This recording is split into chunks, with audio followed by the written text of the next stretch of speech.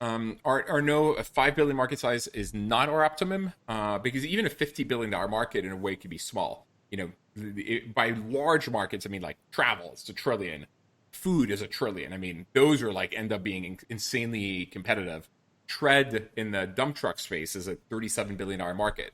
Pizza for slice is a $44 billion market, might be $46 billion market in the US. These are all large enough and not too large. So no, the optimum is not necessarily 5 billion, just smaller than like the entire market where everyone's going after.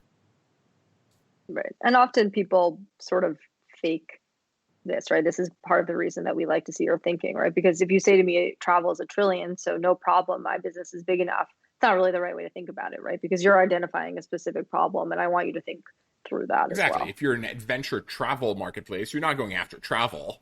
You're going after Right. the sub segment, which is adventure travel. And how big really is Yeah. that? And so, how do you identify or how do you measure it? So, how the way you think about the problem actually matters to us. So, the way you think about market size, it can't just be food is a trillion, because you're not doing food, you're doing something. And so, you need to think really about how big Right. that category is and who the incumbents are and how you're going to disrupt them.